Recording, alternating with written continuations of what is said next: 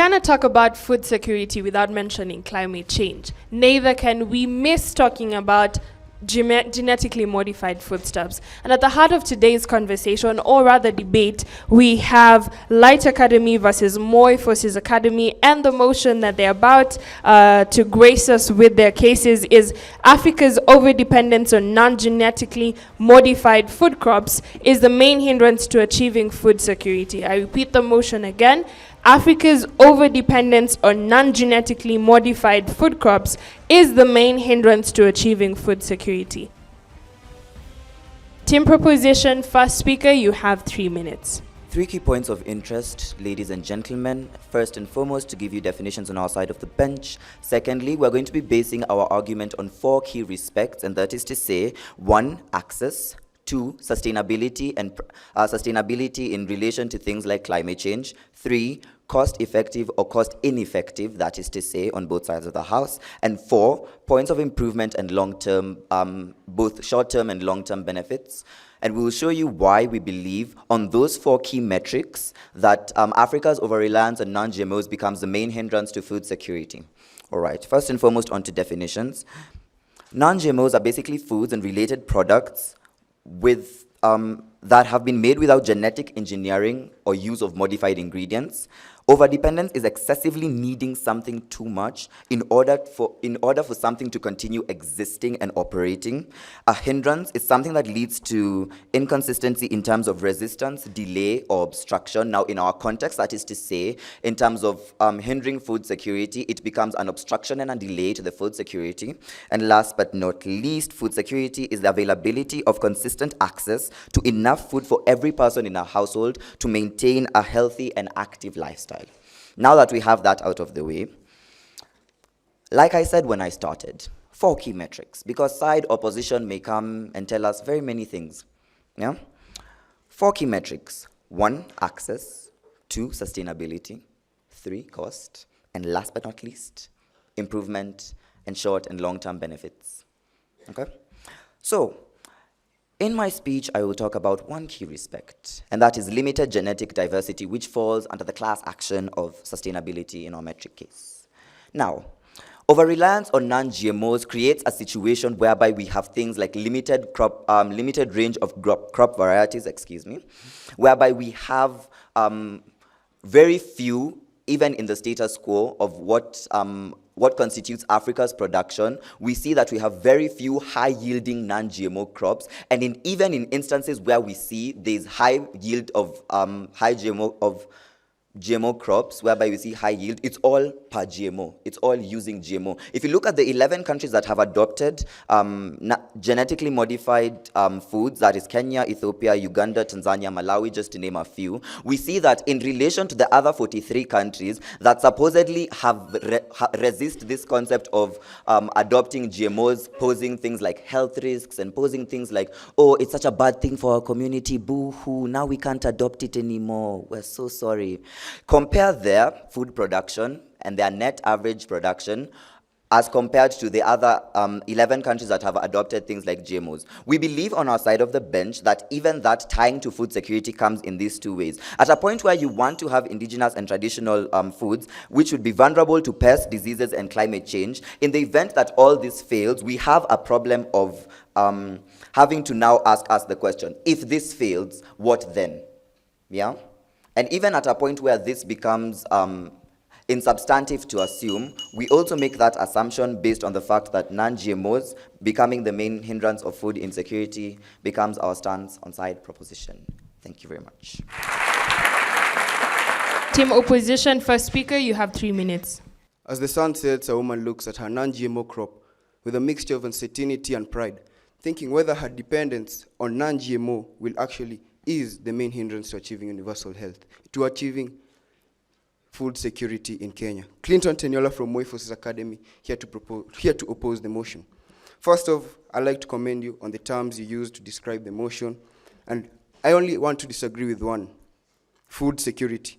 Actually, food security deals with 4 dimensions. That's availability, accessibility, utilization, and stability. Accessibility is whereby we have access to safe, nutrients, and nutritious food, good diet. Utilization is whereby People have the knowledge on what actually is good for them, what actually should be needed.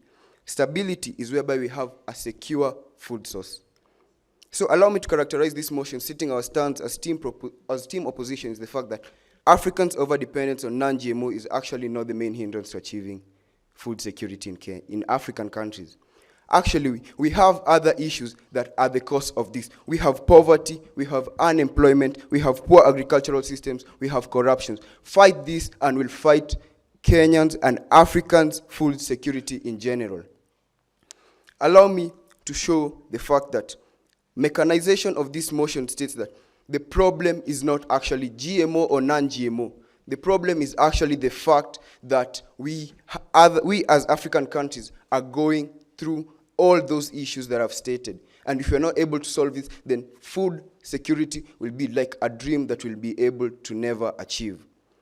First off, poverty. Whether it's GMO, whether it's non-GMO, most African countries are characterized by their high rates of poverty. Allow me to slap with statistics whereby in Burkina Faso, 36% of their total harvest is lost due to poor storage. Whether it was GMO, whether it was non-GMO, food was lost. And this food was tabulated to have fed 360,000 people. GMO or non-GMO, food was lost. If it was the GMO, food was lost. If it was non-GMO, food was lost. If we are not able to fight these, ladies and gentlemen, panel at large, we will not be able to solve food security. Allow me, 400 billion in terms of value products was lost in total of African countries, equivalent to 30 to 50% of production. Non-GMO or GMO, food was lost. This was because of poor transport, This was actually because of poor transport and poor infrastructure. So this is what we want African countries to adopt. African countries should look for better ways, not blaming dependence on non-GMO, GMO as the main hindrance to food security. Actually, I don't think team proposition actually know how much it costs to produce a crop in a lab setting. It takes $100,000 to $200,000 to adopt a GMO gene, and $2 million required per dose for production. Remember, these are African countries characterized by the most high cases of poverty. Yet we want to adopt a system that will actually won't work because we are not sure whether it will work, because whether or not GMO, non-GMO, food is lost. We have actually other issues that we should be solving. Thank you. Team proposition, second speaker, you have 3 minutes. Esteemed adjudicators, my fellow component debaters, and audience, good afternoon. I'll begin like this. A wise man once said, if you keep doing things in the same way, expecting different results, then you must be absolutely crazy. Crazy is the person you are. We have adopted the use of non-GMOs as a continent since independence. Where has it gotten us to? Where, if I may ask, where has it gotten us to? Why should we stick to something which is hindering us to achieve food security, yet there's a readily available solution known as GMO? Now, the opposition came and told us that the main problem is not GMO or non-GMO. The main problem is infrastructure and poverty. But let me ask you this. Between drought, between adverse weather conditions and poverty or poor infrastructure, which of the two can do more damage on a large scale basis? You know, drought affects a large area, not a small area. Which, I must ask again, which can do more damage? Of course, it's drought. Drought does more damage. If a country does not have the suitable conditions for providing crops, how can it produce crops in the first place? It cannot. Now, on to my points. This is why GMOs are the solution, because over-dependency on non-GMOs leads to reduced crop resilience.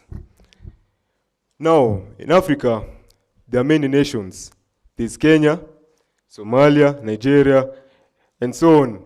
What do these countries have in common? We are all food insecure. Like Kenya currently is facing its worst drought in 40 years. Yes, Kenya has poor people, has poor infrastructure, but the drought is what is causing us great pain in our economy. We are not able to provide food, to produce food because of this drought. Climate change is inevitable. You have to get this key opposition. It's inevitable. It's everywhere. What you can only do to solve, we can't solve climate change, but we can just mitigate its effects. And this climate change is exacerbating already adverse weather conditions. Now, how can GMOs offer a solution here? GMOs are engineered to be able to adapt to changing climatic conditions. Because, as you can see, climate change is exacerbating already present weather conditions such as drought. So these GMOs can actually provide in their genes to these crops better tolerance to these conditions. So this will lead to increased crop resistance, resilience, and productivity to be able to resist more diseases, because if you remove the natural conditions of a crop is more likely to fail. And you can look at the Kitumani resistance introduced by the World Health Organization, which has helped Kenya greatly, because it's GMO and it's able to resist drought and more diseases. So with that, I rest my case. Team opposition, you have 3 minutes. Africa's overdependence on non-GMO food crops is the main hindrance to achieving food security. My name is Wayne Dacier, here to strongly oppose the motion. Between drought and poverty, which one affects a larger area? A question they asked. This motion isn't about choosing the better monster. This question is about looking on the areas we need to fix, why we need to fix them, for the better nutrition of our continent, that is Africa. They say that we have been depending on non-GMOs since independence, and we're hindering ourselves from going to a readily available solution, that is GMOs. How available really are GMOs? These GMOs require labs. These GMOs require policies. These GMOs requires structuring. Currently, how many labs do we have in the state? Let's just take an example of Kenya. How many labs do you think we have? Shockingly, only 2. That is how readily available it is. Another thing, they say that their GMOs are resistant to drought. Yes, we do not deny. They will hold high yields. Yes, we do not deny. But we define food security having 4 dimensions: availability, accessibility, utilization, and stability. Failure to meet one means failure to meet all, and that means we do not have food security. It can be resistant to drought, yes. The food can be available, but how accessible is it? We have talked about the causes of food insecurity being poverty, lack of knowledge by the public on their nutrition, the poverty extremes, the inequality, and the poor agricultural systems. So you can plant your hundreds of thousands of GMOs that can produce millions and metric tons of food, but if the system to how it gets to me is what is flawed, we might as well rot with it, because we're not getting it. The system here is what is the problem. A statistic by Inside Africa shows that 42% of our annual harvest is lost from the gate of the farmer to your table. This goes to show that the problem isn't about availability. It is how accessible it is. Africa is characterized by poverty, and poverty is something that has strained us to the core. 36% of individuals in Kenya are living below the poverty line. 43% in Africa as a whole. 47% of people in Africa are straining on 1 meal a day. Yet, Africa produces 6 to 10 million metric tons of potatoes, 20.3 metric tons of maize, 8.3 million metric tons of rice, and 13.5 million metric tons of beans, showing that this food is available for the citizens. But what is the problem? The problem is the system. The problem is that that food is not getting from that farm to my table. And simply, if we cannot solve this, we are not getting food security. Thank you. Team Proposition have been asked how can they guarantee that we'll be able to preserve biodiversity given that GMO is already an existing threat to the biodiversity, considering the fact that there are cheaper and better alternatives at our disposal. Team Opposition have been tasked with the question of how do we guarantee food security if we're not going to use the GMO way. Team Proposition, third speaker, you have 3 minutes. GMO crops are simply variants of the original existing crop. These edited versions, they're edited so as to combat some of the challenges that are being faced in an area where these crops are being grown. So should we introduce a GMO crop to an ecosystem, it will not affect the system, it will resist the terrible things in that system. Now, kienyeji food crop, allow me to say kienyeji food crop will not save us from food insecurity. A sentiment that Team Opposition is yet to understand, a luxury that cannot be afforded. As the African society, we have over-romanticized the idea of organic this, organic that. Organic farmers market, organic crop this, organic this and that. We do this, meanwhile, 140 million people are affected across Africa by acute food insecurity. How can we do this knowing that there is a solution on our side of the bench? Ladies and gentlemen, in front of you, Joseph Utochi, a son of Light Academy, a protagonist of the motion today.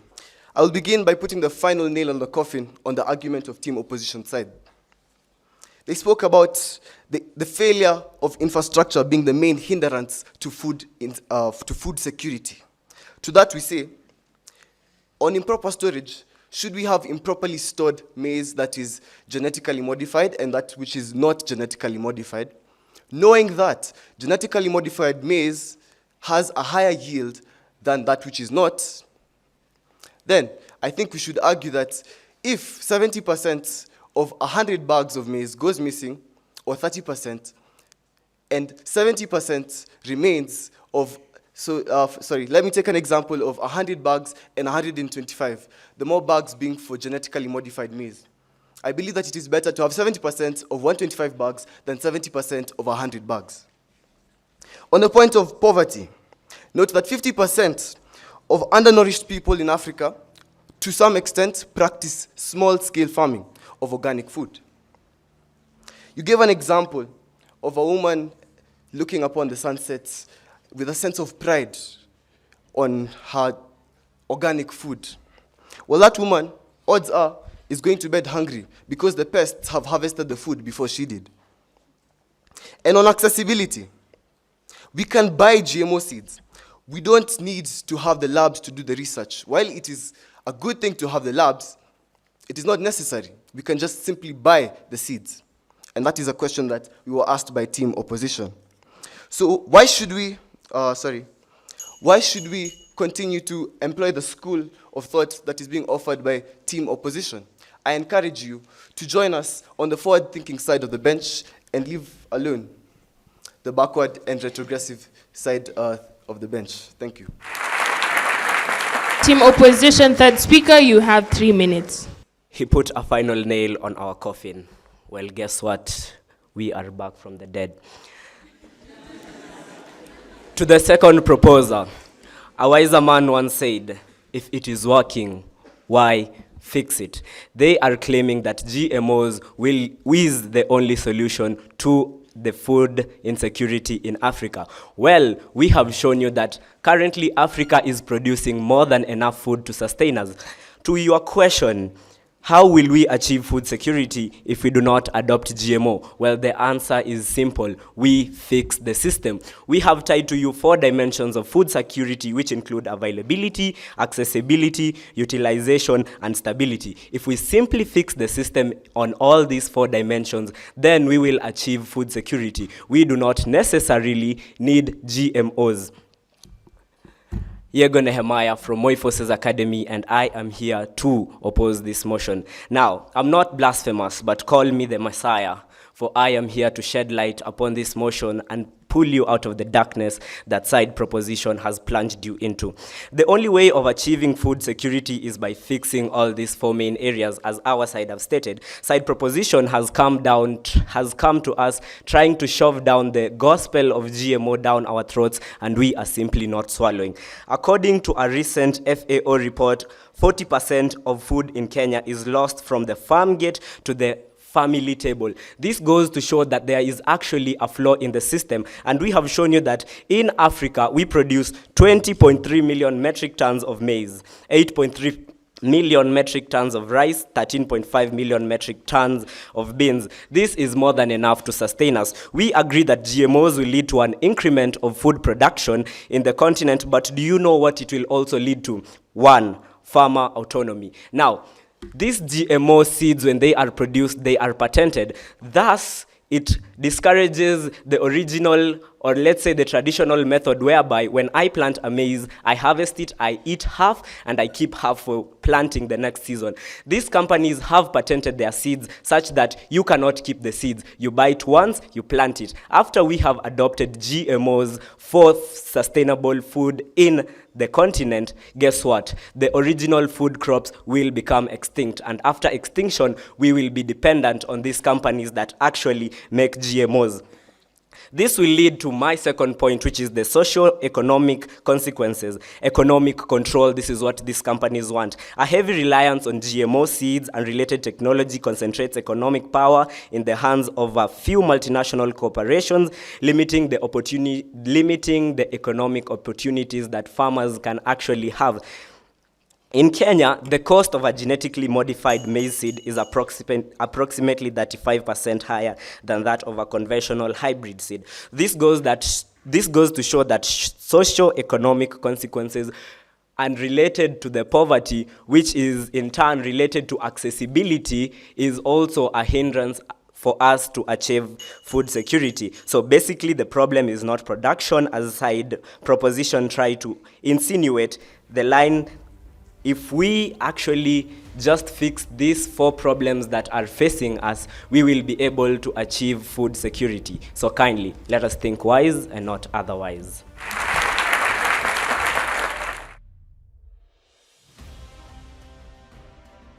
Team Proposition, you have 1 minute to make your closing remark. Hi, it's me again. Back with the closing statement. Now, just to address some of the reasons why we believe we win this debate is, let's take them at their four spheres. Yeah, they talk about accessibility, availability, utilization, and stability.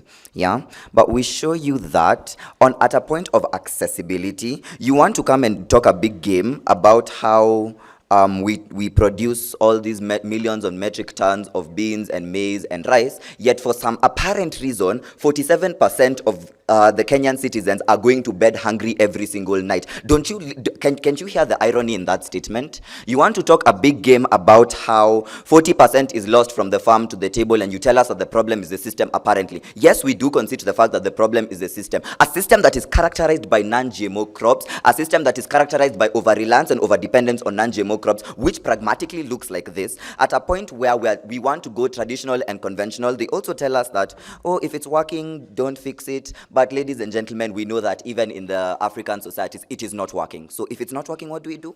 We fix it. And how do we fix it on our side of the bench? By use of GMO crops, as we've shown you on those four spheres that they talk so highly about. With that, please, do yourselves a favor and join our side of the bench. Thank you very much.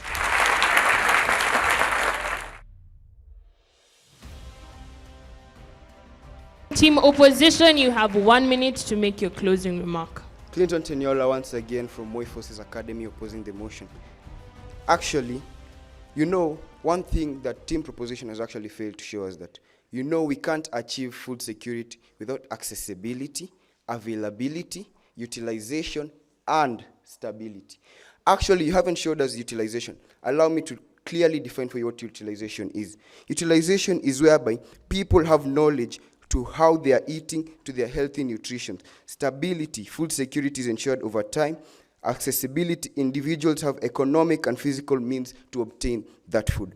Actually, their case, one of their speakers actually came and said, and I actually was irritated and disgusted from what he said. He said, we don't care that, he said, and I quote, let's say, would we rather lose 70% production of non-GMO or GMO? Actually, put into consideration that that is food, whether it's GMO or not, that is food. The first step to failing is actually having that mentality that we don't care whether we lose GMO or non-GMO. We have shown you our stance as team proposition. If we don't fix these loopholes, if we don't fix of how food actually gets from our table, gets from the farm to our tables, we won't achieve food security.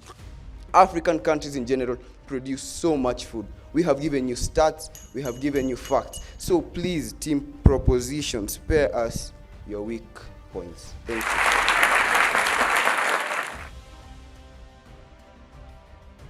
A closely contested debate, each team defending their case accordingly. However, there were a few gaps that we felt from the judges' desk. If they could have been covered, then we could have had a very delicious debate.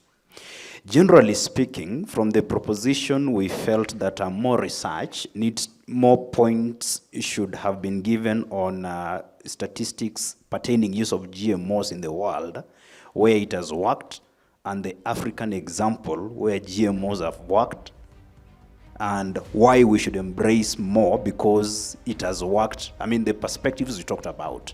So that bit could have made you have a very solid argument going forward.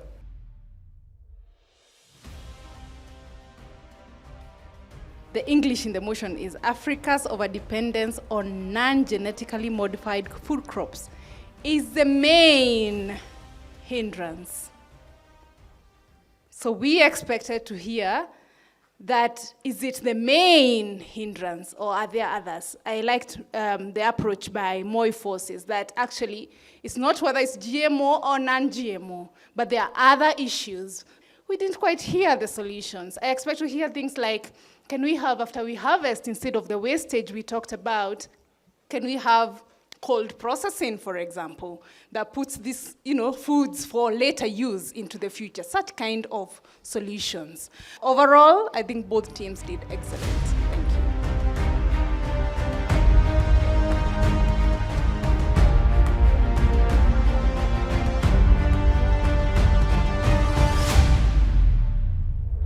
For me, the debate was actually educational. We've gotten pointers on where we need to improve. Overall, it was a good debate, and we hope to learn more from it and improve on the next.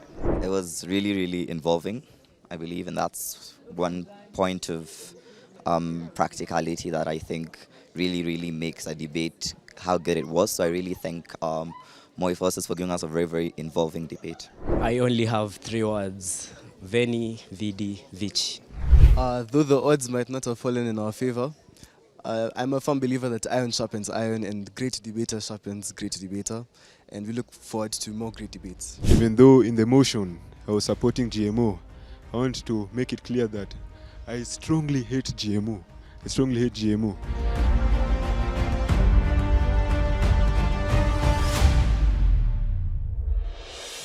And we have come to that time where we've all been waiting for, in terms of the results for this very heated debate. And I will go straight to it. The judges have awarded Moi Forces Academy 70%. A round of applause, please, for Moi Forces Academy. And the judges have awarded Light Academy with 69%. A round of applause, please, for Light Academy. And the winner of this debate is Moi Forces Academy with 70%. A round of applause, please, for Moi Forces Academy. And ladies and gentlemen, we have come to yet the end of another interesting debate. And at the heart of it is a conversation of GMO and food. And there's more of this content on our platforms. If you do get the time to check our social media handles, that is on YouTube, on Twitter, and on Instagram, at The Debate Circle. And until next time, it is goodbye from us.